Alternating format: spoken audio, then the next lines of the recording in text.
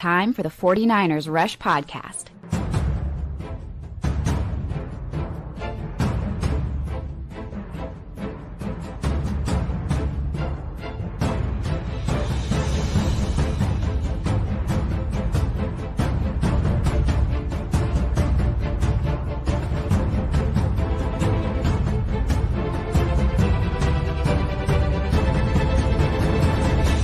And here's your host, John Chapman. What is going on, faithful? It is absolutely incredible to be with you guys today. A little bit later show than normal. I recorded an episode on Locked On 49ers with the great guys Croc and Peacock this morning. That should be coming out on their feed. I don't know, later today or tomorrow morning, but whatever. So this show's a little bit later. Hopefully you guys are cool with that. This is episode 1397 of the 49ers Rush Podcast. And I've got some fun stuff today. We're jumping into some best of, worst of, right? So I started a poll yesterday, and I was like, man, who's the best pick of the Kyle Shanahan, John Lynch era so far? There's only three names in my opinion, but it frustrated. I think a lot of people got upset because like they have to pick between who they like the most out of, some all-timers. So we're going to go through that. And then I thought, well, man, we got to do the flip side as well. And, the worst pick in the Kyle Shanahan, John Lynch era, that as well, which I don't like drafting is probably the wrong word. Attracting negative attention. Rule number 331 of Wedding Crashers, right? Don't sit in the corner and draft attention to yourself in a negative way. But I went ahead and put it out there, and I didn't like it whenever I hit send. But the conversation, I think, is important. So we're going to go through that. And so, yeah, it's negative. I understand. Not my style, but I think it's interesting. Going to look through some past profiles, draft profiles that we read. We're going to go back over Jacob Cowing and see what that looks like. And then The Athletic did a really cool piece where they went back and redrafted last year's first round, 2024 draft. And we have a 49ers player who was not drafted in the first round make an appearance at pick 16, which I thought was interesting. So, again, just kind of that looking back at last year's draft and kind of how that went, which I think is really, really interesting to say the least. Want to say thank you to all the hashtag CCs, the Countdown crew. You guys are incredible. Oh, look at it, Brody. Look at that.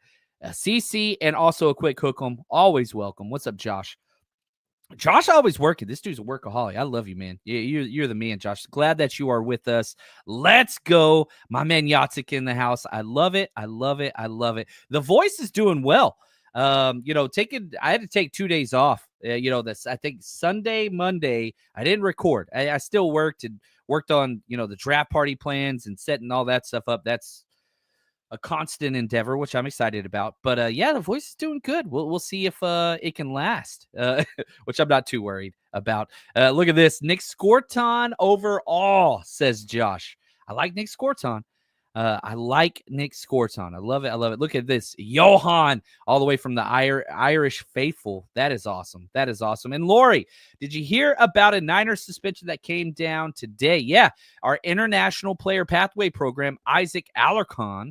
6-game suspension. Now, good news, bad news. He still gets to practice with the team all throughout training camp and whatever else and preseason. He doesn't get to play the actual games. Zero. I don't want to be mean. 0% chance of making the actual 53. But yeah, suspension hurts. He doesn't get paychecks. He doesn't get all those things and whatever else. Not great. Not great at all.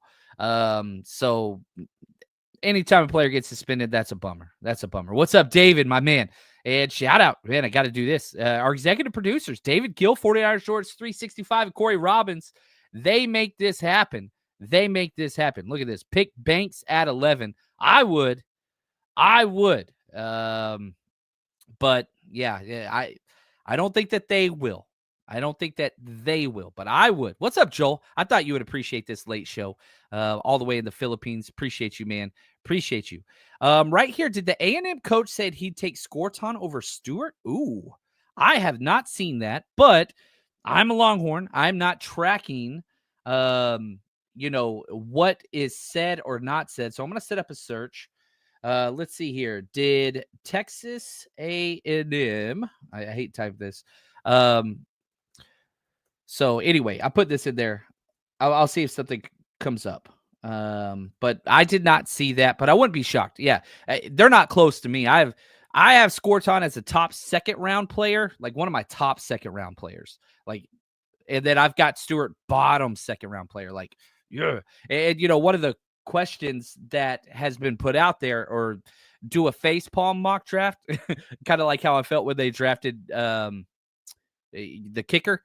So like do a whole draft of just picks like that. And if I do that, my first number 11 pick would be Shamar Stewart, who's visiting the Niners today, by the way. So that is in the realm of possibility. Anyway, what I'm seeing here, I'm not seeing anything official, but yeah, I'm going to keep looking after the show and see if I can find something like that. And so, yeah, man, I love everybody putting their favorite picks and least favorite picks out there. We're going to go through some of those for sure. AJ Jenkins wasn't in this era, but yeah, AJ Jenkins definitely, I think, probably worst, definitely the conversation of worst ever. We'll go through all of that. Right here, Niner fan said, heard it on Sirius Radio. Okay, interesting.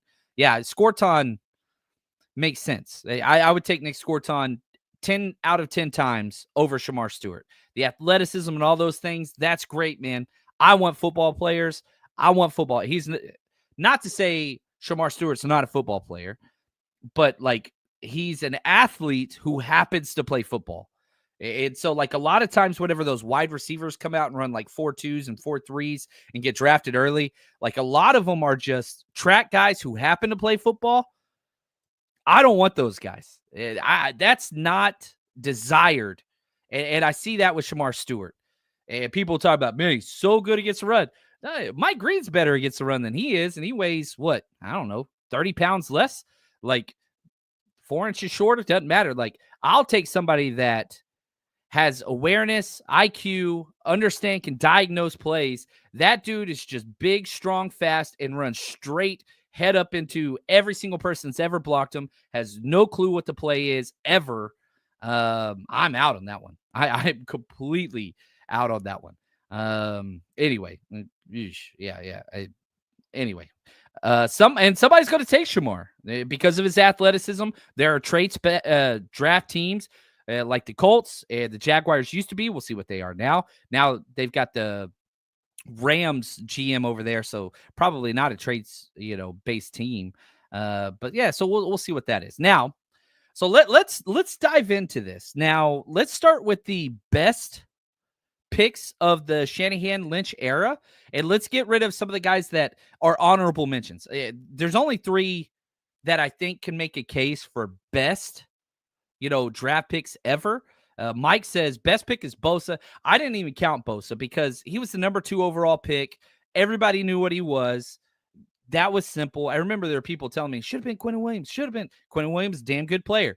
Not even close to Bosa. That was like the most like lock it up, easy, simple. So I didn't include Bosa, but he's amazing. There's no doubt about that. Defensive player of the year. I get that. But some other honorable mentions, Dominique Pooney, still too early to tell, but damn, he is great. In the 3rd round, Diamador Lenore in the 5th round. Now, no Pro Bowls, no All-Pros yet, but his trajectory is all right. This could be, one of those guys. 5th round pick. You talk about Talanoa Hufanga, had an All-Pro year, 5th round pick. You let him go. That hurts. Dre Greenlaw, no Pro Bowls, no All-Pros, never was the team captain. You let him go, and I will constantly stay on that hill. And I know I'm going to give emails. Oh, but hey, they offered him more money. You showed up late to the party. It's what it is. You never should have hit free agency. If you wanted him, you could have kept him. You didn't keep him. You tried to let him test his market, which his dad talked about. If he was a priority, you should have made him a priority. You did not. But Dre Greenlaw, definitely honorable mention. You got incredible value out of that dude. And Juwan Jennings. But, he was a 7th rounder, but you cut him. So then that makes it a little weird. And, this is the last year of his deal. Will you keep Juwan? I really wish you would. Really wish you would. But, yeah, That's where it hurts, right? Is because, man, I really wish they would have gave him a long-term contract and locked him up before he went all world. But now it's last year. Can you pay him? Are you going to start paying players again? Or are you going to sit out and kind of make all these cash moves again? That's where it's hard. Yeah, and Lenore, he's in there. Can he get there? But for me, in no particular order, I'll tell you my order whenever I'm said with this discussion, but in no particular order, I'll go in the order in which they were drafted, you know, by year, right? Chronologically. George Kittle, Fred Warner, and Brock Purdy. I think those are the three, right? George Kittle, Fred Warner, Brock Purdy. Now, this is, it's hard to weigh the measurables, right? Because here's the deal. I see George Kittle and Fred Warner as Hall of Famers. Fred Warner's already in the Hall. If Fred Warner never played another play again, Fred Warner would be a Hall of Fame inductee. Okay, and I'll lay out the case for that. George Kittle, I think, is on the fringe. I think he will be, and because of George Kittle's personality, because of what he does with tight end U, what he'll do after he's done, all those things. I do not believe, however, that George Kittle has already finished a Hall of Fame career. It's borderline. It's borderline. Fred Warner, Hayes in the barn. Now, can he get to, first ballot Hall of Fame or all those? I think George Kittle still needs more work. Get another Pro Bowl, get another All-Pro, get a Super Bowl. Then I think George Kittle's in. But right now, I don't think so. Then you got Brock Purdy. No Pro Bowls, no All-Pros, finished fourth in MVP voting one year. But the story, the Mr. Irresistible, the last pick of the draft, no last pick of the draft has ever even started a football game at any position, let alone quarterback, let alone go to not one but two NFC championships game and a Super Bowl appearance. And he's about to get paid. Like, his future is just, it's unreal. And so Brock Purdy, when it's all said and done, I think will be the best draft pick of to date, right? I think that he will be. He's 25 years old, just turned 25. Like, this guy has a decade plus of playing in the NFL. And it's not like he's got a rocket arm and, that's going to go away. He don't win he ain't got a rocket arm now. So, like, he could play for a long, long, long time. But he's not there yet. The fact that you have one, potentially two Hall of Famers already, I think that the conversation has to go to them. I really, really, really do. So let's talk George Kittle, because I freaking love me some George Kittle. Who doesn't? Fan favorite. Unbelievable personality. Even his wife is famous. It's funny because, we do all these rush road trips and tailgates or whatever else, and we get players around, and people always go crazy. When Kristen Juszczyk and Kittle's wife, Claire Kittle, came in to our event in Arizona, that was a whole nother level. It was a trip, man. I don't even think they knew it was our event. They showed up. It was awesome. But like, the amount of aura and whatever, like, everybody freaking loves them. Monkey Boy says, best is either Kittle or Warner. Heart and souls of the team. Fred is a freaking Iron Man. That's huge. Right here, Mike says, yeah, Kittle has got to be the best find. Go down as a top 5 tight end all time. I don't think he's there yet. And I don't think the numbers are there yet. Whether that's his fault, the 49ers' fault, whatever, that's a different conversation, but we'll play through some of those. We'll play through kind of what that looks like. Mike, again, Kittle is he's being discussed as a top 5 all time. I think that he is. I would argue that Kittle is probably the second best all-around tight end in the history of the NFL, only behind Gronk. That's it. Like, if you were asking me, you get a player in their prime, and for any scheme, whether it's spread, power, you want to go old school, you want to go whatever, it's Gronk, Kittle to me. Those are the only two guys that are elite at the run game and elite in the passing game. Now, I know there's some old hats in here saying, yeah, well, hold on. But those are my two. I'm taking Gronk would be my number one choice. And again, like, let's go through it's not fair to hold Gronkowski up against Kittle. That's not fair. But let's go through Kittle's resume first. 6 Pro Bowls. That's it. That's more than Gronk. Gronk only had 5, 2 All-Pros. He's been screwed on All-Pro twice. He should have 4. But this matters with the Sports Writers Association, the Professional Football Writers Association. They're the ones that vote on this. All pros matter. And no Super Bowls yet. And no Super Bowls for Fred Warner or Brock Purdy either. But when you're talking all-time tight ends, I mean, shoot, Gronk, 5 Pro Bowls, 4 All-Pros, 4 Super Bowls. It's pretty damn hard to compete with, right? Now, the numbers, the metrics, those are there. I do think that George Kittle has been the best tight end in the NFL for 3 years now, minimum. Travis Kelce gets the accolades, but that's all that these dumb professional, not all of them are dumb. I hate the Professional Writers Association. I can't stand it. I hate how they gatekeep. I hate how they're the ones that decide, and they don't even watch all the games. I hate the fact that Brock Bowers, who was a slot wide receiver last year, was first team All-Pro. Not that he didn't deserve it, but zero. Anybody that watches football, George Kittle, what he did last year was incredible. Not saying Brock Bowers didn't, but there is no way in hell anybody should have voted for Brock Bowers over George Kittle. Anybody that did is an idiot. I'm sorry. I don't care if my platform doesn't matter, but those people are stupid as shit. I'm sorry. Like, they're not football watchers. These are guys that they're not. But that matters because those are the same knuckleheads that decide who get into the Hall of Fame. And so that sucks because you look at George Kittle and you're like, okay, he's got 2 All-Pros. That's it. And that is no Super Bowls. That's an issue. And so now all the off the field stuff and tight end and, my criteria for Hall of Fame is, can you talk about that position and that time without mentioning this player? And you can't. If you bring up tight end play for the past decade, George Kittle is paramount at that conversation. And I think that's huge. But he's 31 years old with 2 All-Pros. That's low. He's a total package. Like, I'm not dissing anything that is George Kittle. I just said I take him as the second best all-around tight end in the history of the game. That's not what I'm doing. But whenever you compare the metrics, which is what sports writers do, like the numbers, the stats, that's not Kittle's platform. That doesn't weigh appropriately the measure that George Kittle brings to the field. And that's a problem. That is a problem. And again, he's 31 years old. How many All-Pro seasons does he have? If Brock Bowers got All-Pro over him last year, gosh, man. Yeah. He's a slot wide receiver. You gave an All-Pro to a slot wide receiver. Brock Bowers is awesome. But nobody.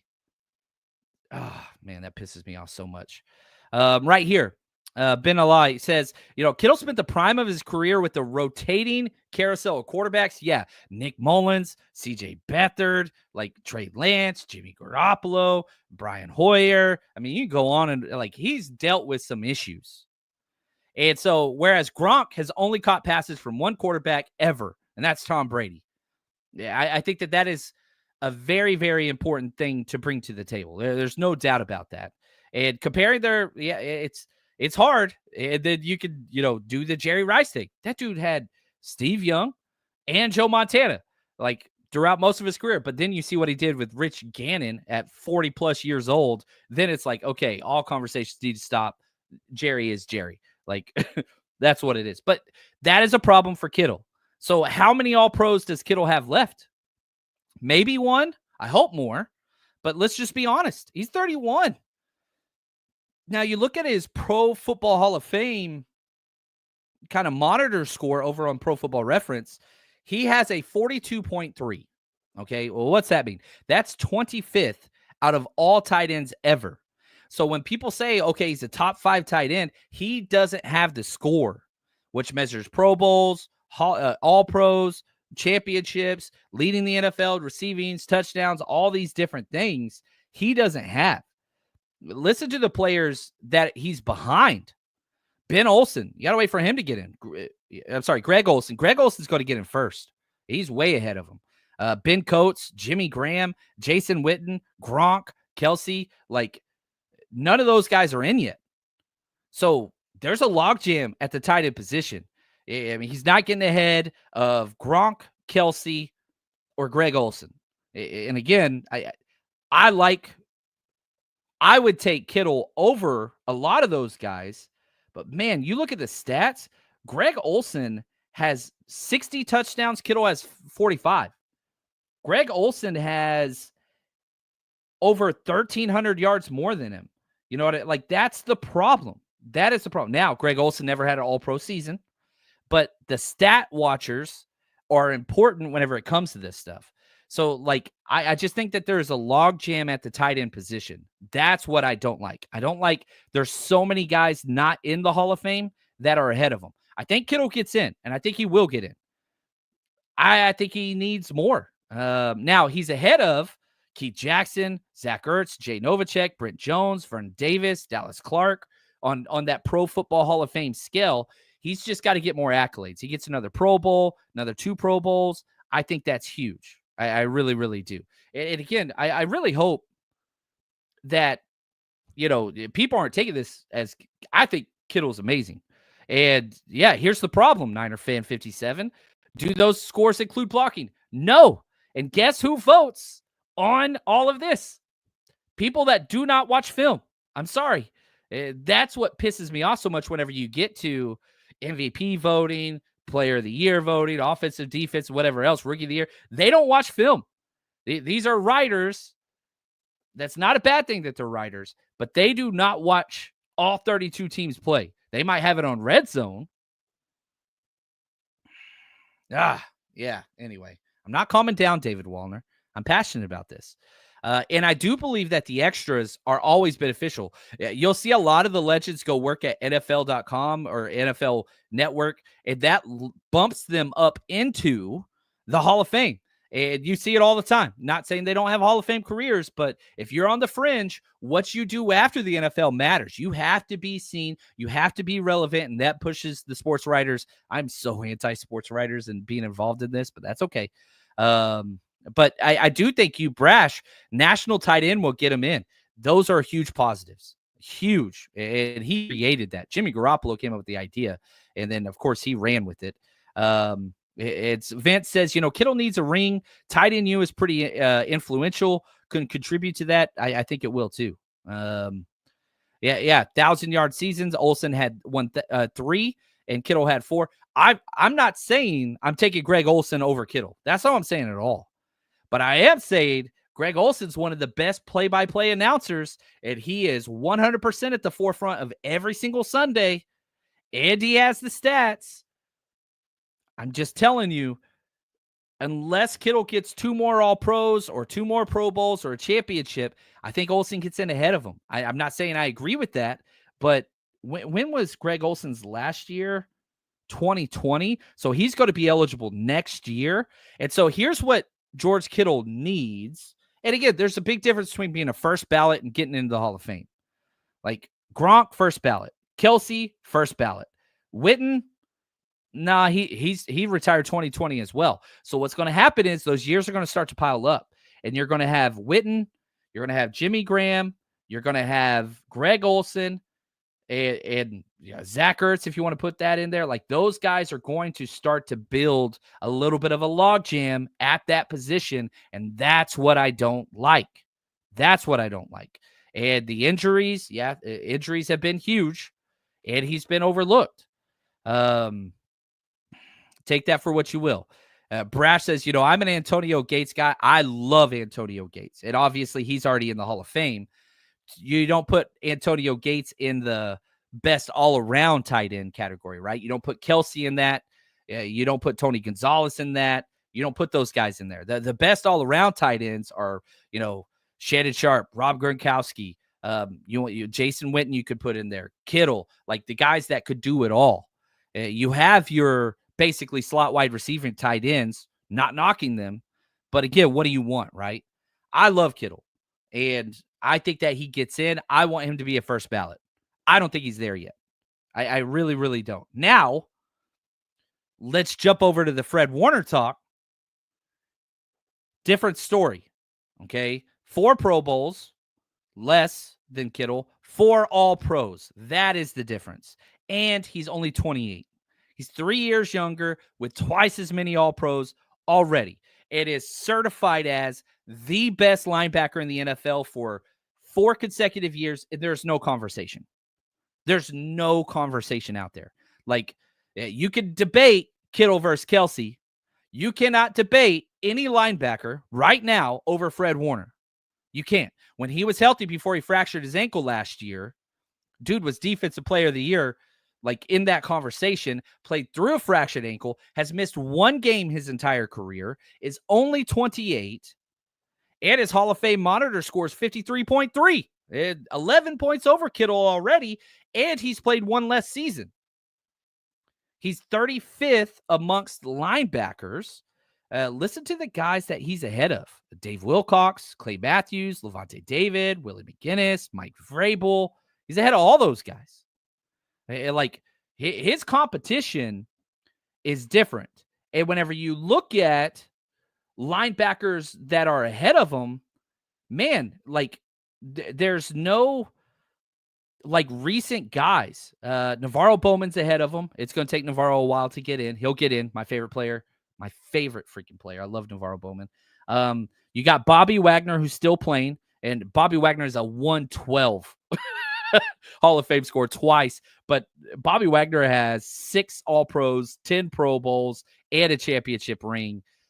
Can, Warner get to that level? But, Wagner's going to retire several years before Warner. So, like, that's not really competition. Luke Kuechly, he's got a 119 score, but this is his first year, like, to be available. So, like, there is no competition whenever he retires that he's competing with, right? Like, there's not a log jam at the position of linebacker. CJ Mosley, he's already way ahead of him. Roquan Smith, we'll see who plays longer. They came out the same year, actually, but he's way ahead of him. Like, Demario Davis, who I think is awesome. I think he'll retire beforehand, but he's already ahead of Demario Davis, London Fletcher, Hardy Nickerson. We'll see Navarro Bowman, but like, there's not a logjam. So now, step back. Does it matter if you're close? You give it to Kittle because he was a 5th round pick. Fred Warner was a 3rd. I think, and this is where I'm going with the Hall of Famer. So I think the best pick was Fred Warner. I'm biased. Got to hang out with Fred. Got to interview Fred. He came to the last draft party we did in Vegas a couple years ago. Kittle I have no problem with. He would be my number 2, and Brock Purdy would be my 3. How's that going to pan out once all of their seasons are combined? Because the quarterback, if Brock Purdy plays for the 49ers for 10 more years, that's the answer. That is the answer. And yeah, like, I'm telling you right now, All-Pro Fred, he will be in the Hall of Fame, and I want him to be a first initial one chance straight in. Fred Warner is the greatest coverage linebacker of all time. Jeff, that is, yes, I've been echoing those words for a long time. The greatest coverage linebacker in the history of the NFL. And if Fred Warner never played a game again, I think he's a Hall of Famer. Will he be a first ballot? No, but I think he's in there. And I do believe Fred will be a first ballot. I do. Yeah, he changed the game. He changed it. I'm with you. I freaking love this conversation. I love it, man. I love how much y'all care. Warner is the best linebacker in the league since Patrick Willis. Luke Kuechly, Bobby Wagner, they're in those conversations, right? I think that's the conversation, is that you have Willis, Bowman, Kuechly, Wagner, Warner. Like, those are the guys. That's them. And I think I'm with you completely. What's up, Dave? How you doing? I had him taking Fred Warner round 2, says Invader. Oh, I love that. That's fun. Ringwood means so much to all these guys. It does. It really, really does. There's no doubt about that. Man, I freaking love these conversations, guys. I really, really do. And, we talk about how big the draft is and all those things, and it's huge. We put a lot of time and effort into all of this, and there's going to be good and bad picks. That's the thing that I think a lot of fans, Niner fans, don't realize, like, I was talking with, anyway, all these draft picks that we made last year or this upcoming, we have 11 draft picks. A lot of them ain't going to work. A lot of them aren't. Now, after the draft, everybody's going to tell us why all 11 are amazing and there's no misses and all of them are making the roster and blah, blah, blah, blah. That's never happened in the history of football. There's going to be bad draft picks. And that's what we're going to talk about next. Who is the worst draft pick since Kyle Shanahan and John Lynch showed up? But before then, if you want to watch the draft, there's only one way to do it, baby. And if you guys are on social media, Diamador Lenore just shared the 49ers Rush road trip flyer. That's right. Demo is going to be coming to our draft party. I'm so proud and honored. I've been telling you guys, I've been looking for a new favorite player on this 49ers roster because Dre Greenlaw's gone now. And I've been saying Demo's right up there. I don't think I have a choice anymore. Party with the faithful. Let's go. We're going to be at Broadway Studios over in North Beach area. From 4 to 9 p.m. or until the draft ends. We might go longer. We rented the place out for the entire evening, so we could stay and party and have a great time. We're going to be there Thursday, and we're going to be there Friday for days 1 and day 2 of the draft. Diamador Lenore, you want to meet him, autograph, all that kind of stuff, that's going to be on day 1. We've got big screens, trivia, giveaways, you name it. It's going to be incredible. Day 2 is going to be awesome. That's for the hardcore draft people. Big screens everywhere, NFL Network, ESPN, plus we're live broadcasting. You are going to be covered. 49ers-centric coverage, nonstop. I'm so pumped, man. Get to meet Diamador Lenore? What? Go to 49ersrushroadtrip.com. Get your tickets now. All right, now in wrapping up the previous conversation, I didn't pull up the poll. Sorry about that. I did a Twitter poll, had about 1,000 votes last time I was on. George Kittle had the highest vote total, 45%. Fred Warner, 33%. Brock Purdy, 20%. I would vote Warner, Kittle, Purdy is how I would have voted, but that's okay. Sports are subjective, I guess. You could kind of, put your emphasis. I don't think any are wrong answers. Is what I'm trying to say. Now, let's get to worst pick. And I hate drawing negative attention, and that's okay. Man. The worst pick. Now, I did not include Joe Williams, who never was a running back. You traded up for, never got one carry because he was a later pick.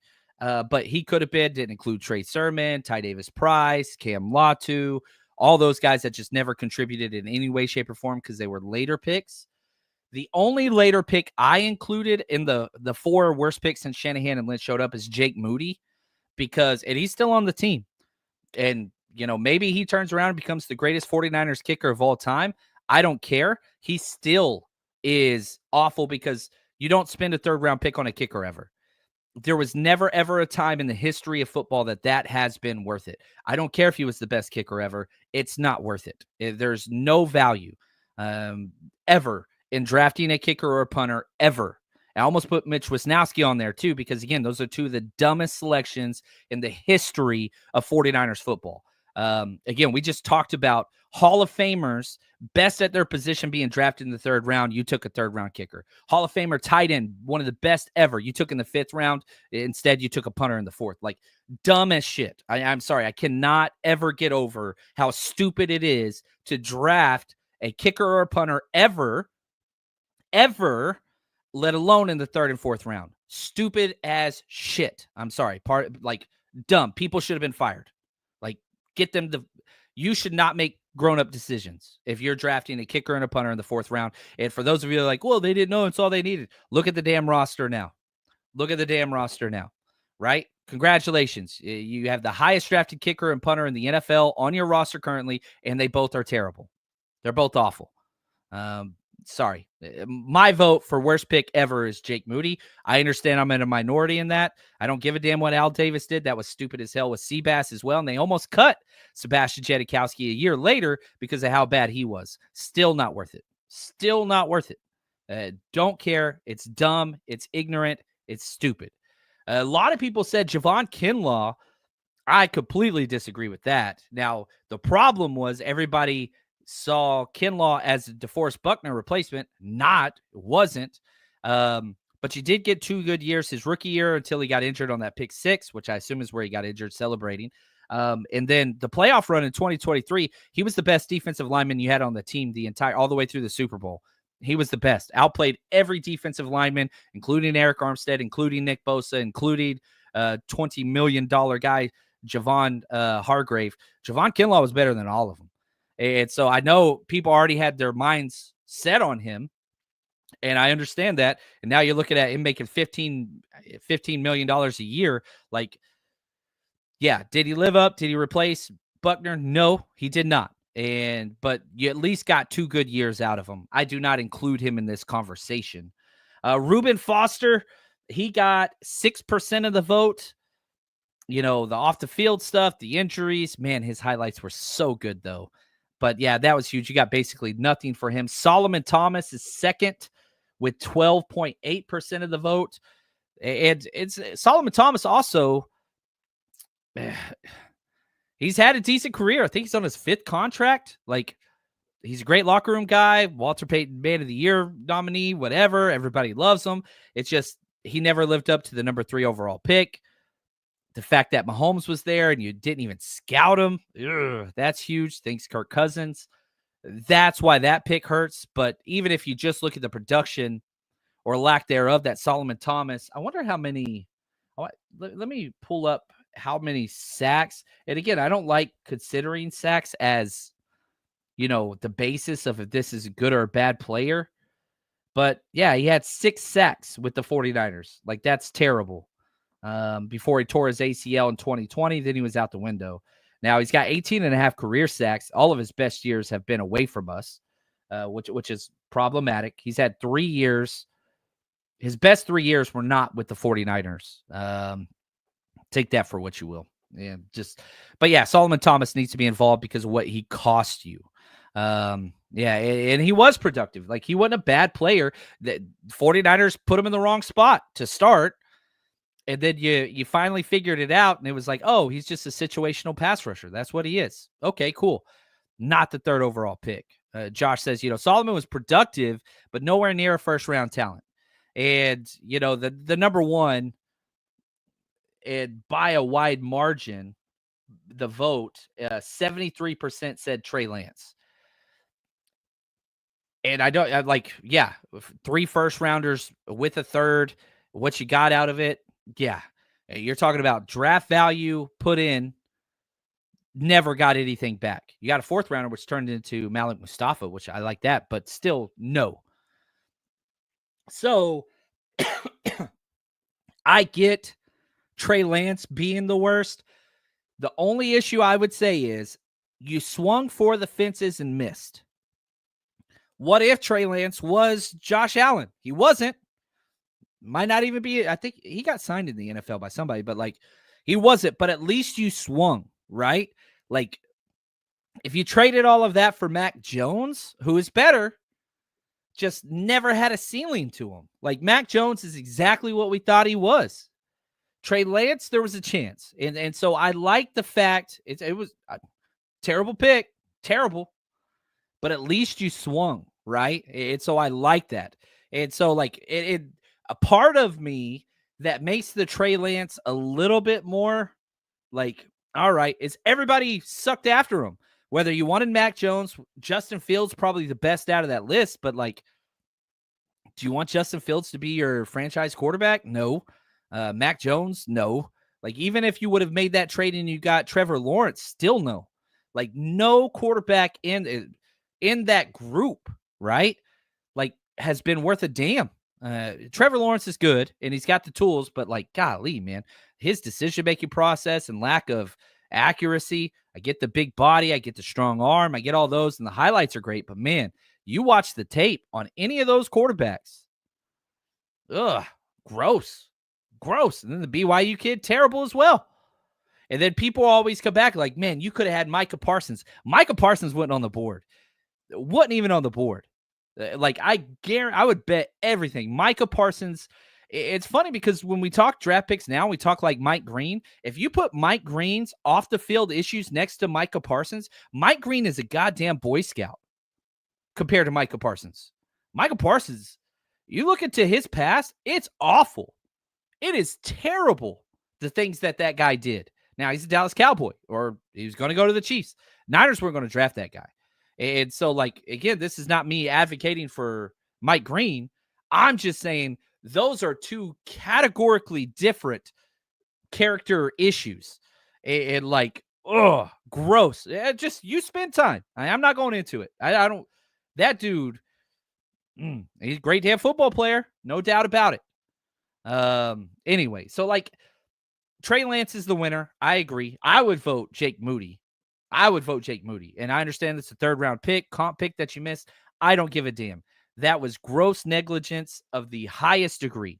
Trey Lance had a chance to be, and it's a position of value, and you're swinging for upside, and you had a good team, and all those things. Like, I can understand why a team would do that. I cannot in any way, shape, or form ever understand how in the hell you spend a third-round pick on a kicker. I cannot ever grasp that, and I never will be able to grasp that. That's my problem. Silent says reaching for Lance was dumb. Still had Jimmy. Jimmy, I think they were 100% right on Jimmy. But yeah, it would be nice to have all those first rounders back. There's no doubt about that. But I would argue Kyle Shanahan was 1,000% right about Jimmy Garoppolo. And why he made that trade up is because of Jimmy Garoppolo. One, business decisions and, always being injured and never protected the ball and not a good teammate and all those different things. Like, those are all there. And I know I probably just pissed a lot of people off, but yeah, I mean, that was right. The replacement wasn't right. But the problem, and again, all 5 quarterbacks that win the first round, all were wrong. All of them were wrong. Yeah, no shot at Trevor Lawrence.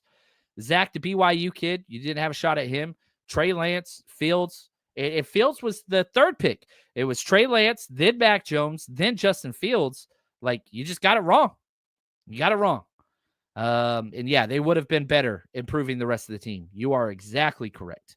But yeah, it was rough. Oh, Tommy, I love this. Tommy says that Tommy is a first-round bust myself, and John Chapman is a 7th-round All-Pro. Man, those are kind words. Tommy's never nice. And so I had to highlight that comment because Tommy's sense of humor is kind of like mine, where insults are kind of how you prove you care about somebody. But thank you, Tommy. I'm going to change my Facebook profile now after that comment. I love it. So anyway, those are my kind of picks, and I was going to pull this up. Sorry. I was supposed to pull this up already, but I messed up. If we look at just the Twitter, whatever, poll, let me add that. Boom, boom, boom, boom, boom. Here we go. Share screen. Let's go to entire screen. There we go. This is the worst pick in the voting there. So Trey Lance, 73%, Solomon Thomas, 12%, Reuben Foster, 6%, Jake Moody, 6%. And I understand Jake Moody is the only one still on the team. I get that, but I'm still just like, man, there's no way that pick could ever be sold in a positive way, ever. Maybe if he was a 2 or 3-time All-Pro kicker. Instead, he's the worst kicker in the NFL. Literally the worst kicker in the NFL. So, yeah, take that for whatever. Now, let's go to more recent and probably more positive. The Athletic put out a redraft. Nick Baumgardner, The Athletic, did a redraft of the 2024 draft. It was a really fun read, and it was awesome. Only one 49er made an appearance, and that was the offensive lineman Dominic Pooney, who went 16th. Not only first round, he was the second offensive lineman taken in this draft. So he had Joe Alt going 5. Talise Fuaga went 12th, and then Dominic Pooney went 16th, which he had him going to the Seattle Seahawks. That grosses me out, makes me want to throw up. But like, what a testament to, again, if we're talking like positive draft picks, like Dominic Pooney is on the horizon of being on this list. That's how good he has been. Now, guard's not as sexy or glamorous or whatever else, But Dominique's rookie year was incredible. Now, the one game that this got brought up in the chat, I put this out on Twitter. The Rams, Kobe Turner, who is a freaking beast, absolutely abused Dominique Pooney. That was his worst game of the year, which sucks that it happened against the Rams. That's the matchup to watch going forward. And I guarantee you, Pooney's got enough tape, fuel, fire to build going into his sophomore year, because that game was bad. He was great almost against everybody else. Kobe Turner ate his lunch. I want to see how he responds. Mustafa being on that list. Yeah. Safety's harder, right? Ricky Pearsall nobody else made it, whether that was, Renardo Green. If I had to redo the list in my order, Dominique Pooney would be 1. Malik Mustafa would be 2. Renardo Green would be 3. And then number 4 would be Ricky Pearsall. Now, the round value and all that, I think that's a lot of second round picks. I think probably Ricky Pearsall should have went in the back end of the second round. Like, knowing everything you know about him now and how, like, I'm high on him, but I think he went about where I had a second round. Second round is probably where he should have gone. It's probably where he should have gone. Right about where Renardo went. And Renardo, I would be a lot higher on. I just got to see him finish games more, because I really like him. Now, my favorite thing about Renardo Green is teams tested that dude. Again, I'm rewatching the 2024 season every morning, just spending the time watching the game, and bought this stupid treadmill. So I walk on the treadmill and watch old 49ers football games from last year. Dude, teams isolated and went after Renardo Green when he was in there. Answered the call pretty well. But, man, he missed a lot of games. He was in all the games, right? Did he play everyone? But, like, he did not finish a lot of games. So, like, that's one of the things I want to see. I'm excited about. He played in all 17 games, only had 7 starts. He didn't finish a lot of games. And so, like, I'm watching these. I'm like, dude, where'd Zero go? He's not out there anymore. Oh, Isaac Gotham's back in. That's an issue.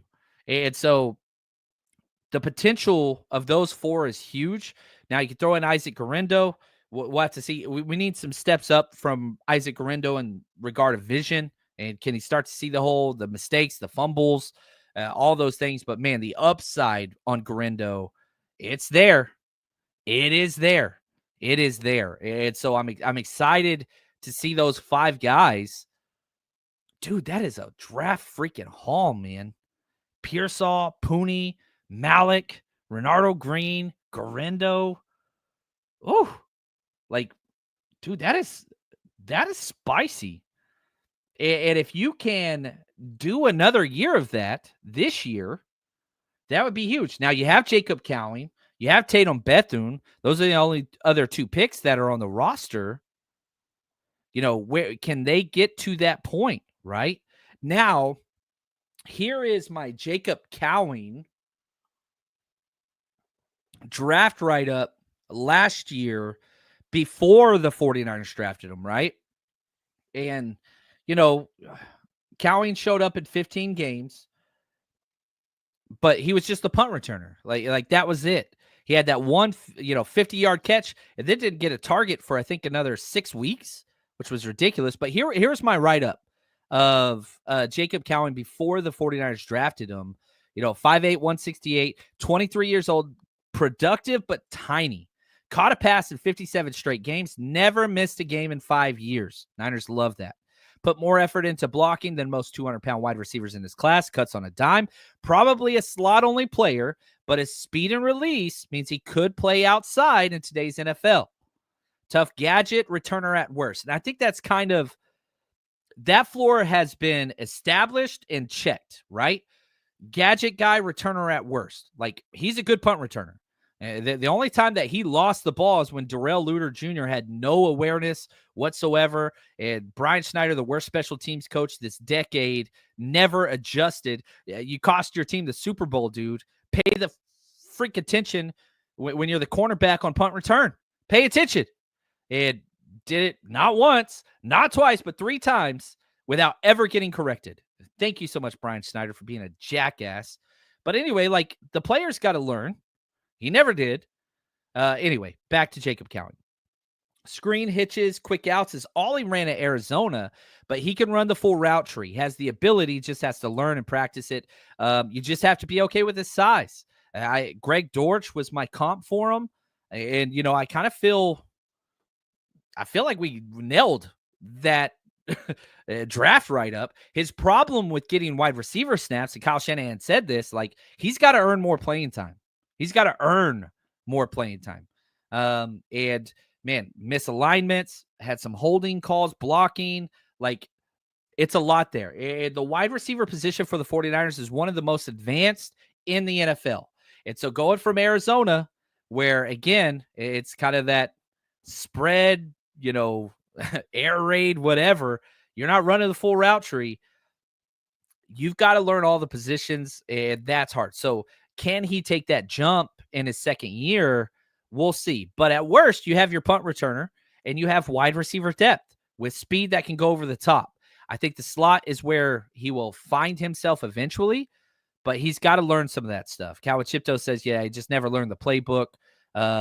Looked uncomfortable returning punts. I never saw that silent. I thought he was awesome.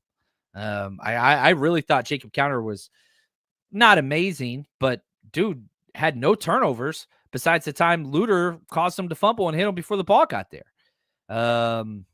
So yeah. Kyle doesn't care about special teams. He cares about drafting high kickers and punters that don't translate. Cal Chipto, I don't know how Luter is still on the team over Womack. One of the dumbest decisions ever. Womack is now a starting corner, borderline Pro Bowl type player. God, that pisses me off. Yeah, not only, Luter I get, Ambry Thomas. You kept Ambry Thomas and cut Womack. That's all Nick Sorensen, though. 100% Nick Sorensen hated Womack from the time he was here, said he didn't want to play in nickel because he wasn't tough enough. That's all Nick Sorensen, the worst defensive coordinator in the history of the 49ers franchise. I'm still pissed about that. If you had Samuel Womack right now, you got three corners. You got three corners and you are set, man.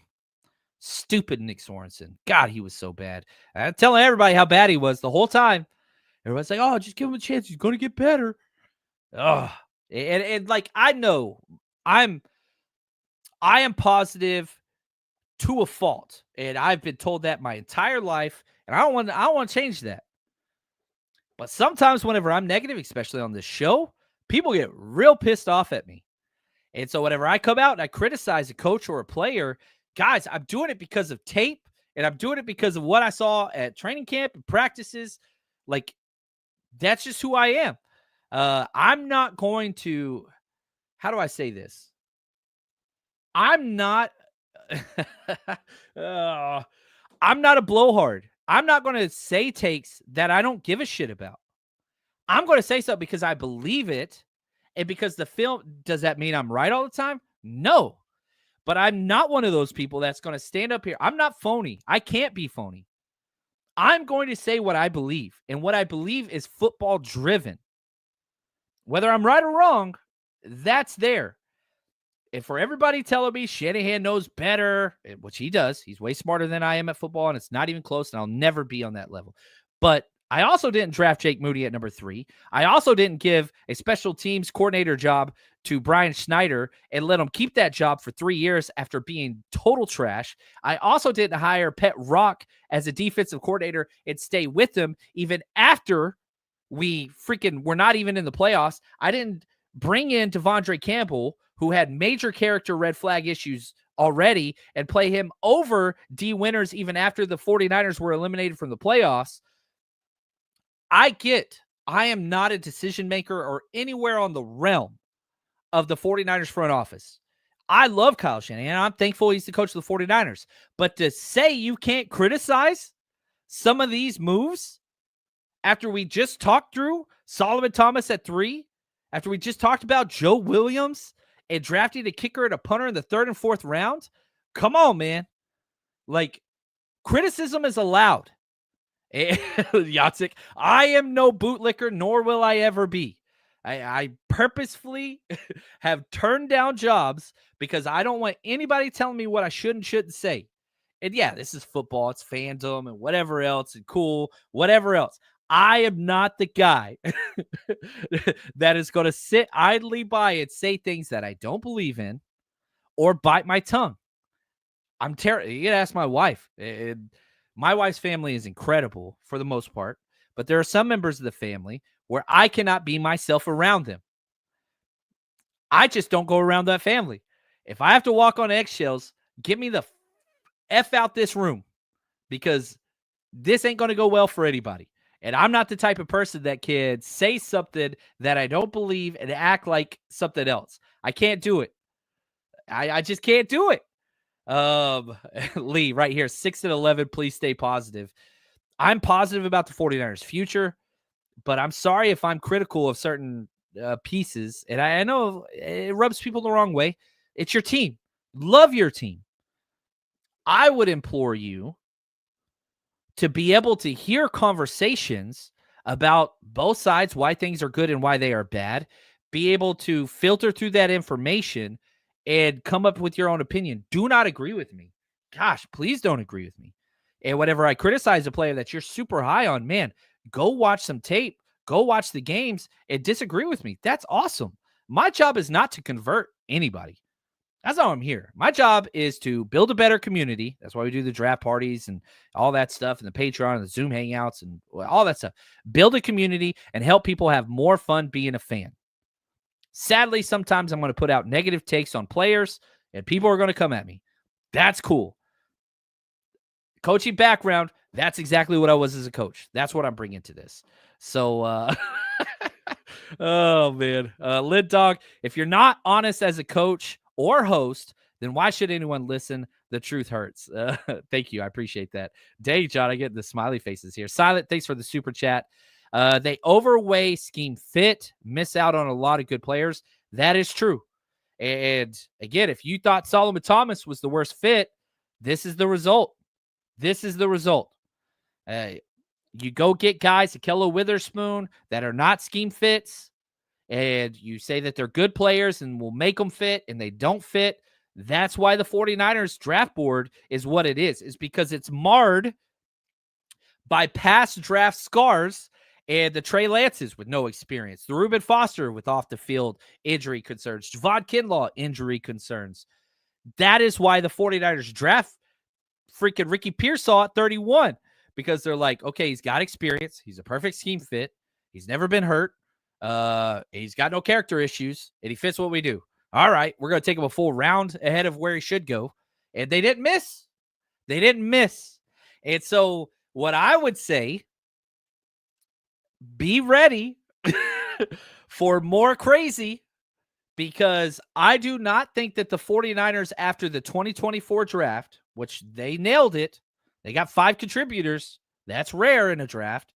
Without Adam Peters, do not think that they're going to go back to groupthink philosophy whenever it comes to drafting. Don't do it.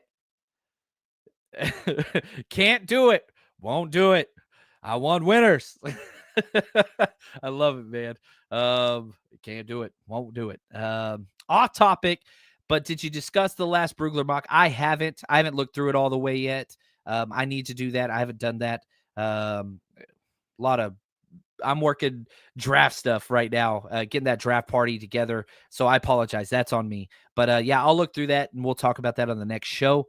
But man, this is fun. And we got through some rough things. No doubt about that, with the off the field and good picks and bad picks and all that stuff. But hopefully it was good. And maybe we can add, here's the sad reality.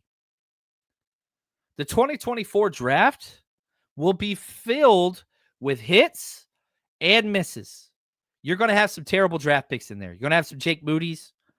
You're going to have some Ambry Thomases. You're going to have Jalen Hurds. They're going to be there. And those names hurt. And they should. But can you get another Kittle? Can you get another Warner? Can you get another Purdy? Hell, can you get another Dominique Pooney or Diamador Lenore? That is the question. Because it's both. You're going to have misses. You're going to have all 11 guys aren't going to be all pro players, ladies and gentlemen. Hate to spoil the party for you. But the Niners at least put in the work. And I think that they are improving throughout this process and that they have gotten better They have gotten better since they started. I really, really hope that they could continue to build on that. Man, you get 5 more contributors like you did last year. That's as much as you could ever ask for any team in the NFL draft. 5 contributors in one draft with 11 picks. It's a 50% hit rate. That's high. That's really high. Overall draft, you're talking probably 25 to 28% hit rate at all. So historically speaking, with 11 draft picks, you should get 3, maybe 4. Can you do 5 again? Can you do 5 again? I sure as hell hope so. We got the Coach Approach tomorrow morning with Ant. That's going to be fun, 10 o'clock. And again, come party with us at the draft. Get your tickets, 49ersrushroadtrip.com. Have to say thank you to the mattressguyceo.com for making Demo even a possibility and helping financially with that. Diehard Niner fan. If you ever need to recycle or get rid of a mattress anywhere in the Bay Area, go to the mattressguyceo.com. And if you need a venue, any type of party, anywhere out there, not just California, Knees Up Venues. They found the Broadway studios. They got us the location, and it was really, really pricey, relevant, and I'm so thankful to them. More Niners fans. Knees Up Venues, mattressguyceo.com. Appreciate all y'all do for us. Until next time, you are the best. Stay strong, faithful.